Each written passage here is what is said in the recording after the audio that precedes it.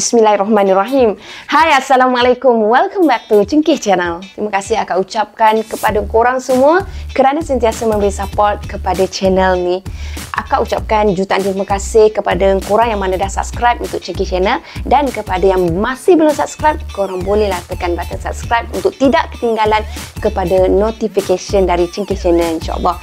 Hari ni akak akan kongsikan dua kisah seram, di mana kisah seram yang pertama ni dikongsikan oleh salah seorang subscriber, dan kisah seram yang kedua akak memang petik daripada blog. Tapi sebelum tu akak doakan agar kita semua dipermudahkan segala urusan, dilimpah ruahkan rezeki dan dipanjangkan umur, insyaAllah. Amin ya rabbal alamin. Bismillahirrahmanirrahim. Qul a'udhu birabbin الناس ملك الناس إله الناس من شر الوسواس الخناس الذي يوسوس في صدور الناس من الجنة والناس.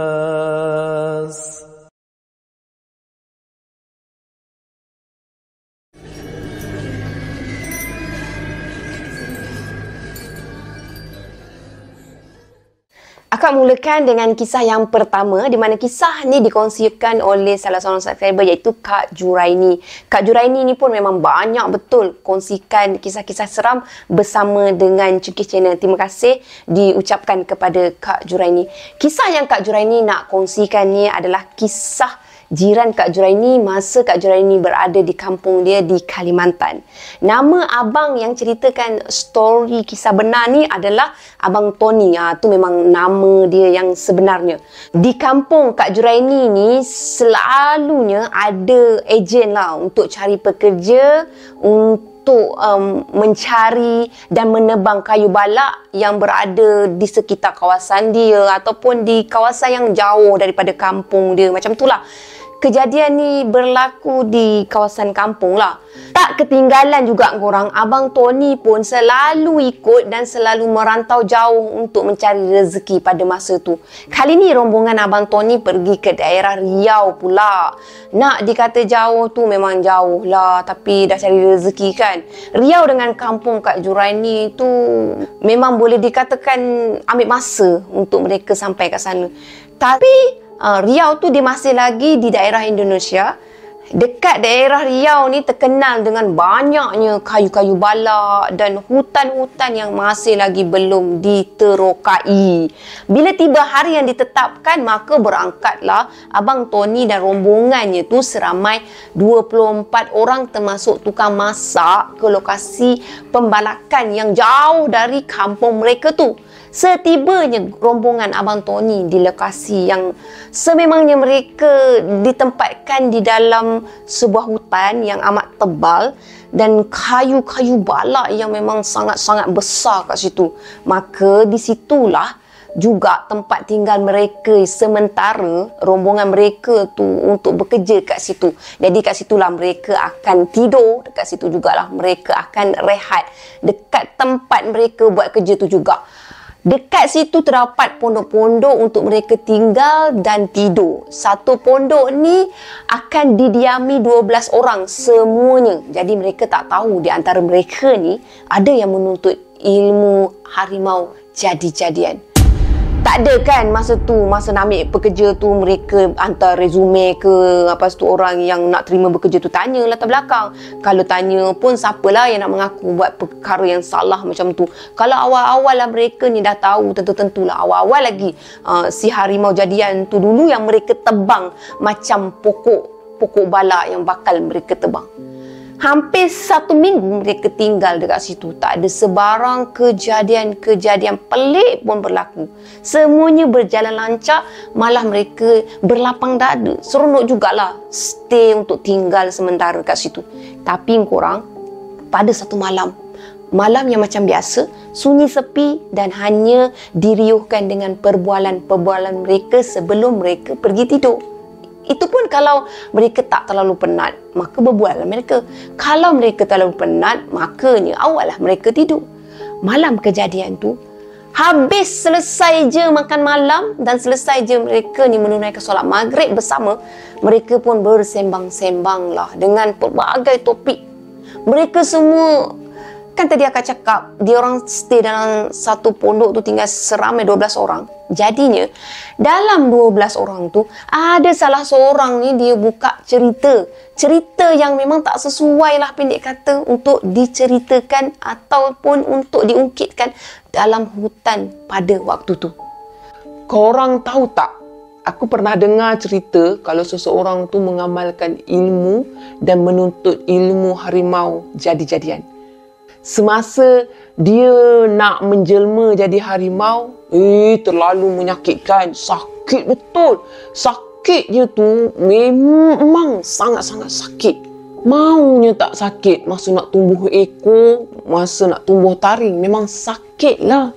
Lepas tu tanya pula salah seorang daripada mereka, betul ke sampai macam tu sekali ya?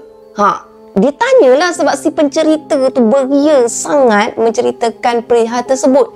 Yang lain-lain menjawab, tak tahulah kami, tak pernah pula kami melihat ke, mendengar ke tentang orang yang menuntut ilmu yang salah macam tu. Tapi ada seorang yang bersandar dekat dinding, dekat pondok tu. Tiba-tiba dia tersenyum tu.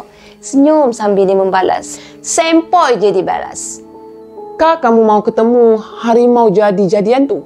Kamu mau buat apa? Banyak betul masalah lah aku rasa ni. Kalau kamu ketemu harimau jadi-jadian tu, kamu mau buat apa? Tanya kawan yang bersandar sambil meneruskan tersenyum. Si pencerita tu pun dia jawab, kalau aku ketemu, aku tak lari. Malah aku tak takut langsung. Aku mau tengok sendiri macam mana rupa harimau jadi-jadian tu. Aku tak pernah pun lihat harimau jadi-jadian tu. Aku mau lihat harimau tu. Lantas yang bersandar dekat dinding tu pun bercakap lagi dengan nada yang agak pelik berserta dengan renungan yang tajam tau. Dia renung tepat dekat si pencerita tadi. Lepas tu dia pun cakap, kamu jangan cakap sombong ya. Jangan takabur kamu. Kerana buruk padanya. Lagi pula, kita benar-benar di tengah hutan yang kita memang tak tahu apa ada di dalam hutan ni. Selepas habis bercerita dan berbual, mereka semua mengantuk sebab badan mereka memang sangat letih. So, mereka pergi tidur beramai-ramai. Semua pergi tidur. Berhimpit-himpit lah. Mereka tu tidur dalam pondok yang kecil tu. Maklumlah, satu pondok 12 orang. Dah namanya pun cari rezeki, cabaran dia mesti tinggi. Yang penting tu mereka harus sabar. Itu nasihat yang sangat baik. Yang ni, yang membuka cerita tu, dia tidur di tengah-tengah manakala seseorang yang tadi menyandar dekat dinding tu, yang tanyakan pada pencerita tu, dia tidur kat bahagian tepi sekali. Mereka semua lena macam biasa je, tanpa mereka sedari rakan mereka si pencerita tu dah hilang. Apabila mereka ni bangun, si pencerita tu tiba-tiba tak ada. Puas mereka panggil, carikan, tak ada. Tengok sekeliling berdekatan, memang tak ada. Dari pagi mereka semua yang ada kat situ mula mencari sampailah ke petang. Tapi tak jumpa juga korang. Rakan dia tu, si pencerita tu, mereka memang tak jumpa. Mereka dah rasa sangat penat untuk teruskan usaha mencari. Dah puas dah kan mencari, tak jumpa-jumpa pun. Akhirnya mereka pun mengalah kat situ juga. Mereka semua tu berkumpul balik semula dekat pondok. Mereka nak berbincang. Sebelum berbincang tu mereka bertanya kalau sesama sendiri. Ada nampak tak? Ada nampak tak? Lepas tu ada yang bertanya, kemanalah kawan kita ni pergi? Kemanalah dia pergi? Salah seorang daripadanya tu menjawab, kan saya udah bilang jangan cakap sombong dan takabur. Itulah padahnya jika cakap sembarangan di dalam hutan. Kawan yang lain mencelah, jadinya kamu tahu ke mana kawan kita pergi? Tanpa berlengah lagi dia pun jawab, saya tahu ke mana dia pergi. Saya tahu. Harimau jadi-jadian yang bawa dia pergi dan bunuh dia. Cuba kamu cari dia di dalam hutan, di belakang pondok tu saja. Pergi cari. Tak jauh pun dari sini. Di atas dahan pokok duduknya dia. Bukan di bawah. Takkan jumpalah kalau di bawah. Pergilah. pergi cari dengan beliak mata tau. Akhirnya salah seorang dari mereka tu bila dah dengar macam tu, dia pergi cari dekat kawasan yang dicakapkan tu. Oh, memang betul korang. Ada satu mayat tau kat situ. Mayat kawan mereka yang hilang tu. Memang ada dekat situ, memang ada atas pokok yang dikatakan tu. Tapi malangnya, masa mereka pergi tu dah mayat kan, memang dah meninggal lah. Dalam keadaan yang mengerikan. Dada pada kawan dia tu luka kesan tobek. Macam dibuka bahagian luka tu. Jantung kawannya tu hilang korang. Memang apa yang dilihat tu amat menakutkan sangat. Tapi itu seperti perbuatan harimau benar ataupun harimau jadi-jadian. Maksudnya mereka tak boleh nak menuduh siapa-siapa buat macam tu, walaupun kawan dia tu dah bagi macam, kalau kita dah bagi hint macam tu, kita tahu kau yang bunuh kan. Tapi tak. Mereka tak ada bukti untuk tuduh macam tu. Yang mereka tahu mungkin betul harimau yang bunuh, harimau jadi-jadian yang bunuh. Jadi mereka tak tahu siapa harimau jadi-jadian tu. So mereka senyapkan je. Mereka tak lanjutkan kepada pencarian siapa punca kenapa jadi macam tu. So mereka kebumikan je rakan dia tu untuk langkah selamat.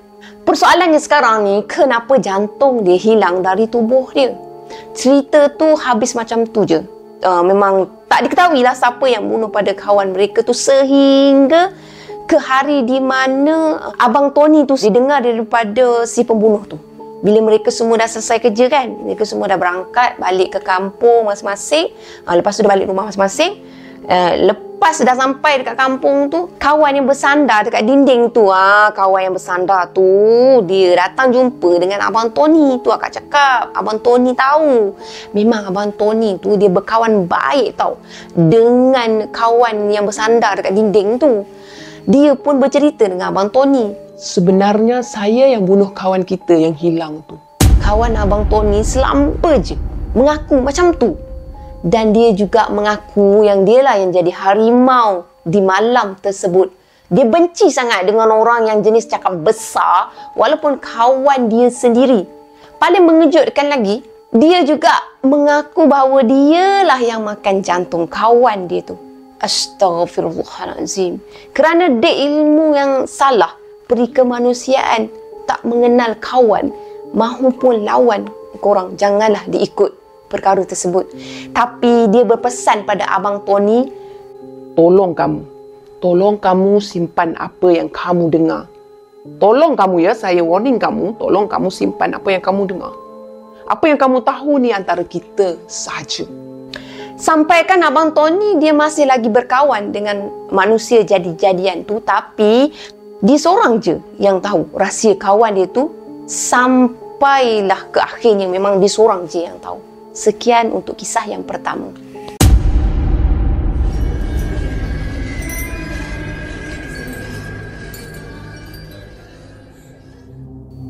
Akak teruskan dengan kisah yang kedua. Kisah yang kedua bertajuk Kelibat Jin Menjilat Air Mandian Mayat. Sebagai seorang manusia biasa, juga sebagai hamba Allah Subhanahu Wa Taala, kita amat ditegah sama sekali untuk menyekutukan Allah Subhanahu Wa Taala. Ingatlah korang, dosa syirik adalah dosa yang tak akan diampunkan oleh Allah. Akak ingin berkongsi dengan korang semua tentang satu kisah di mana seorang ustaz menyaksikan sendiri dengan mata kepala dia satu lembaga sedang asyik menjilat air mandian mayat di sebuah sudut dalam sebuah rumah yang baru saja tuannya tu meninggal dunia. Apa sebenarnya yang terjadi? Sebelum akak mula bercerita, akak nak bagi tahu juga bahawa kisah ni akak petik dari sebuah blog. Apapun, kita ambil iktibar dari kisah ni bersama. Kisah ni mengenai seorang nelayan yang membela hantu raya, bertujuan membantu dia di setiap pekerjaan harian dia tu untuk turun ke laut menangkap ikan. Sebelum dia ditimpa penyakit misteri yang berbulan-bulan ditanggung, sehinggalah dia menghembuskan nafas yang terakhir di sisi keluarga dia. Jadi sebelum tu dia memang kuat, dia memang hebat, dia memang buat kerja seorang. Dia yang akak maksudkan dikenali sebagai Wak Kejo. Suasana sedih melanda keluarga arwah Wak Kejo setelah arwah mengalami sakit misteri berbulan-bulan dan akhirnya Wak Kejo ni dia menghembuskan nafas yang terakhir. Keperitan yang ditanggung Wak Kejo semasa nazak memberi keinsafan tau kepada isteri dia. Dan itulah kita patut insaf juga. Isteri dia ni dikenali sebagai Tija. Isteri dia ni ada 3 orang anak. Anak sepanjang perkahwinan dia dengan Wak Kejo. Ketiga-tiga anak Wak Kejo ni semua lelaki. Iaitu nama dia Samad, Seman dan Saiful. Menurut penduduk kampung lah, arwah Wak Kejo ni orang dia memang cukup gagah dan masih tegap seperti orang muda. Walaupun usia dia dah mencapai 80 tahun, 80-an macam tu lah. Setiap hari Wak Kejo dia tak pernah pun mengeluh. Apabila dia melakukan kerja harian dia mencari rezeki, turun ke laut menangkap ikan. Kalau dilihat dari segi kerja lah, Wak Kejo, orang muda pun memang tak mampu nak melakukan pekerjaan seperti dia tu. Tapi Wak Kejo ni, dia kerja berat macam mana sekalipun, menarik pukat, dia tarik sendirian je. Tak ada pun siapa-siapa yang tolong dia. Tak pernah pula dia tu nampak macam sakit ke, letih ke apa ke. Boleh je, dia boleh buat semua kerja tu. Begitu jugalah dengan selera Wak Kejo.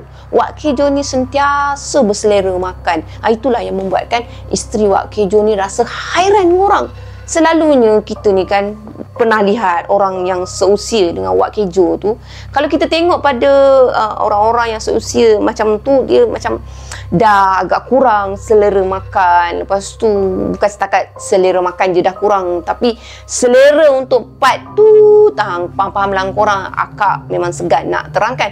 Tapi selera untuk part tu pun memang dah kurang. Pendek kata, dalam usia 80-an ni banyaklah penyakit-penyakit yang dirisaukan, termasuklah penyakit 3 serangkai kan. Tapi berbezalah dengan Wak Kejo ni. Wak Kejo ni dia selalu bertenaga, dia selalu berselera besar makan. Isteri dia ni sangkakan Wak Kejo ni dia sihat macam tu, kuat macam tu sebab dia amalkan ambil ubat-ubatan dari akar-akar kayu. Dia amalkan minum akar-akar kayu tu lah.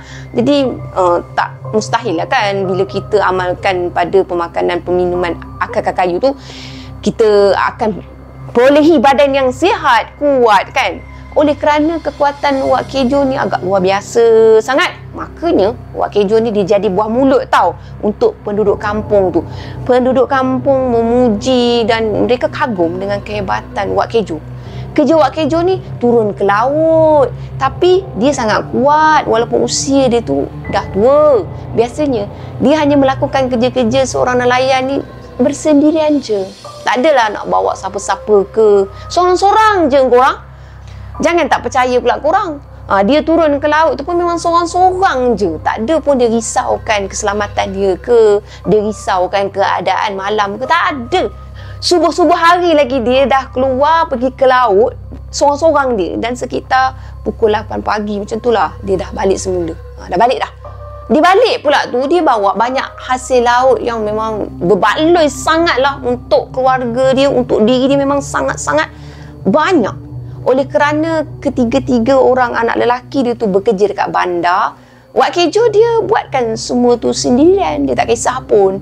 Walaupun korang ramai yang meragui kemampuan dia, tapi itulah realitinya yang ditunjukkan. Wak ni biar betul turun laut sorang-sorang je, beraninya ke laut Wak sorang-sorang pula tu. Macam tu lah bunyi-bunyi orang kampung kan. Walaupun gagah segagah-gagah macam tu, takdir kita ni, kita tak boleh nak elak. Akhirnya Wak Kejo ni jatuh sakit secara mengejut. Tiba-tiba je, angin tak ada, ribut tak ada, penat tak ada, lelah tak ada, sakit. Jatuh sakit juga Wak Kejo ni akhirnya. Peliknya, dia tak menghadapi sebarang penyakit. Contohnya macam darah tinggi ke, kencing manis ke, waimah penyakit buah pinggang, tak ada. Dia okey je korang. Sakit yang dia alami dia tu cukup menyeksakan dia sehingga dia terbaring kaku di atas katil. Dah tak boleh nak gerak, langsung dah jam habis satu badan. Tak ada sakit yang akak sebut tadi. Sekurang-kurangnya sakit yang dilalui masa tu memang sangat-sangat menyakitkan. walaupun dia sakit, tapi selera makan dia sama juga seperti sebelumnya masa dia sihat. Selalunya kalau rutin makan Wak Kejo ni, menu dia itulah. Dia makan nasi bersama dengan seekor ayam bakar. Seekor korang sekali makan. Lalu ke larat ke kita sampai seekor ayam. Seketul pun kadang-kadang memang susah juga kalau dah tak minat kan. Sebaik je makanan tu dihidangkan kepada dia, sekelip mata je Wak Kejo ni boleh habiskan seperti orang yang memang dah sangat lapar sangat.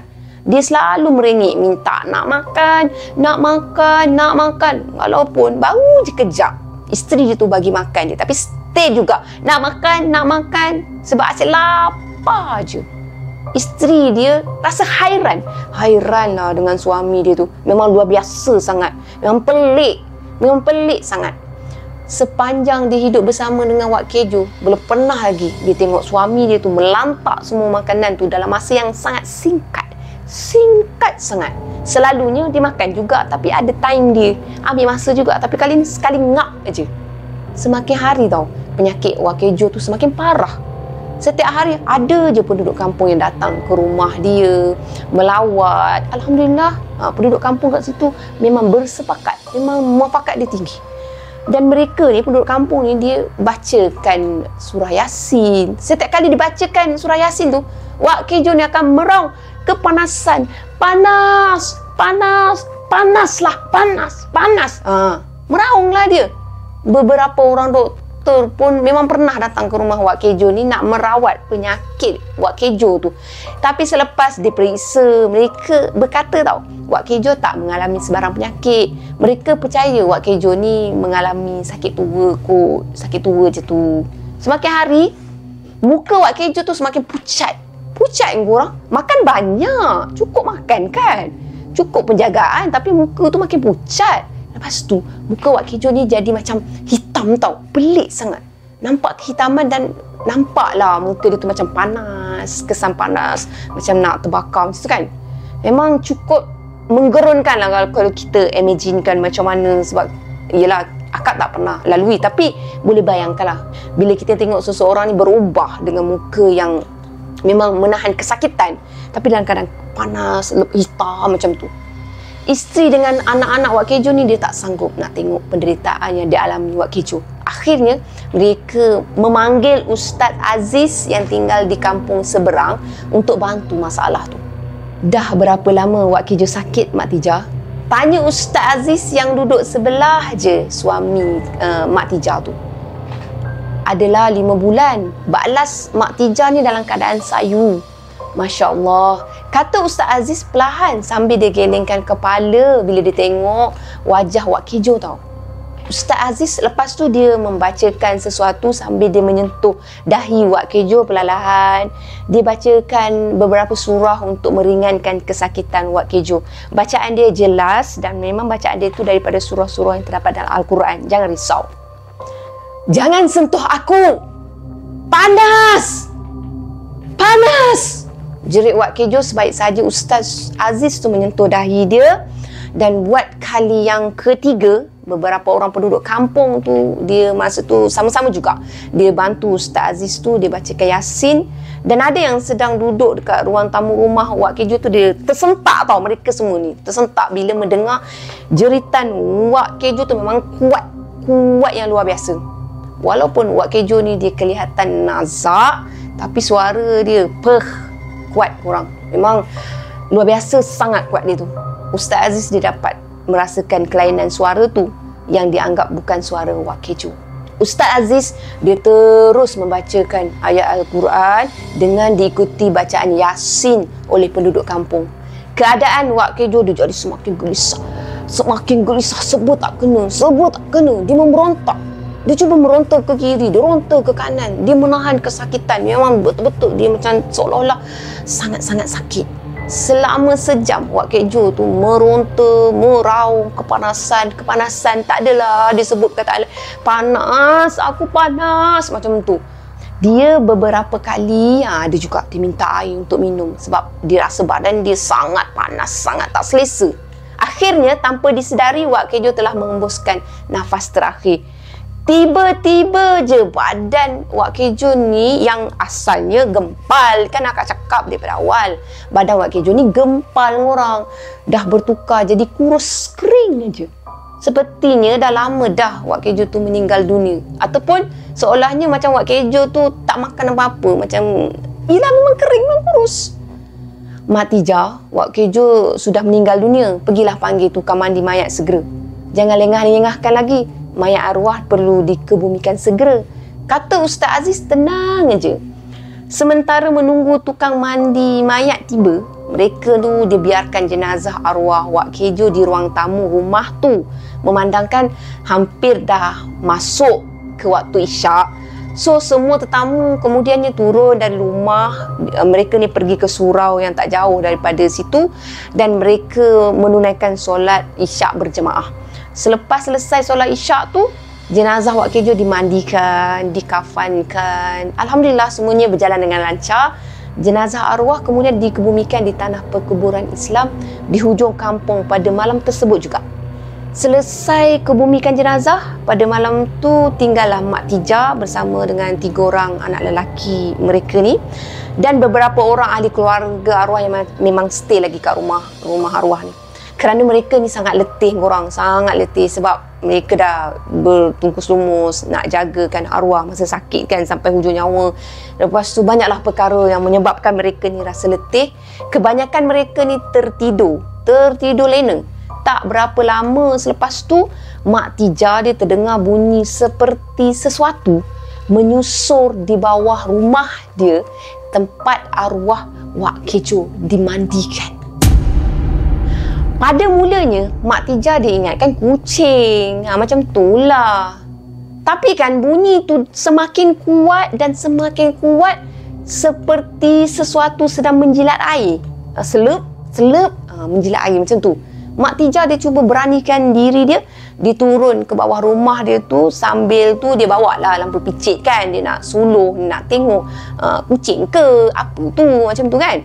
So sebaik je dia menyuluh ke arah bunyi suara tu, Mak Tijah dia terkejut bila dia melihat ada satu susuk tubuh manusia yang memang dah tinggal rangka korang.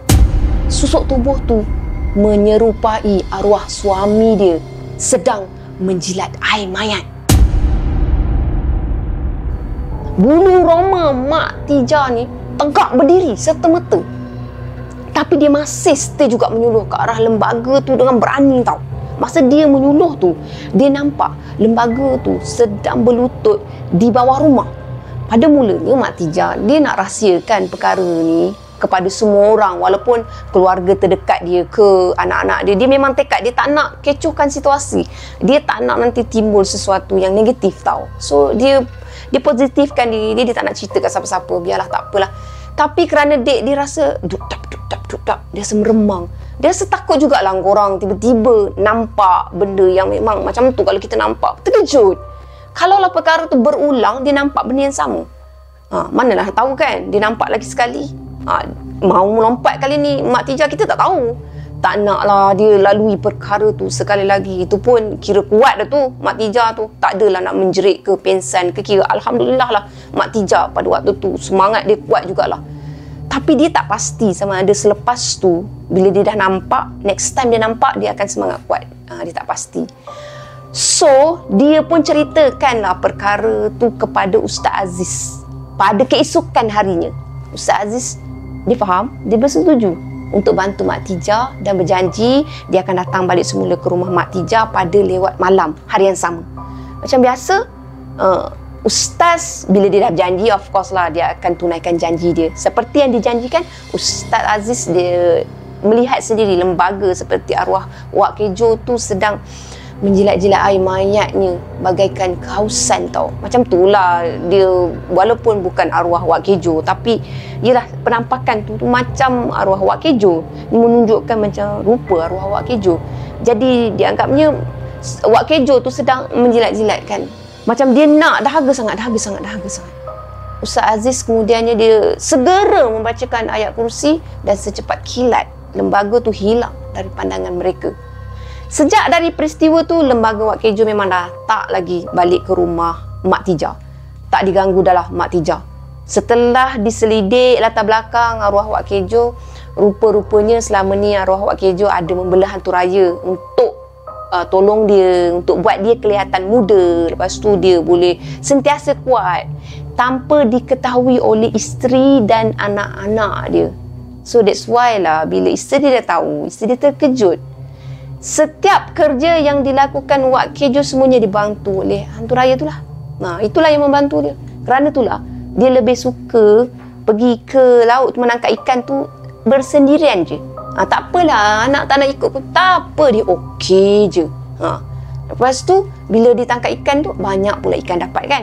Kejadian serupa ni, kalau korang perasan, banyak berlaku di mana-mana apabila individu tertentu bersekongkol dengan jin atau syaitan. Jadi tak dihairankanlah bila kita ada mendengar cerita hantu raya tu, cerita saka tu semua ni kan. Sebab ini adalah perbuatan daripada diri manusia sendiri tau. Manusia yang berhubung dengan perkara tersebut.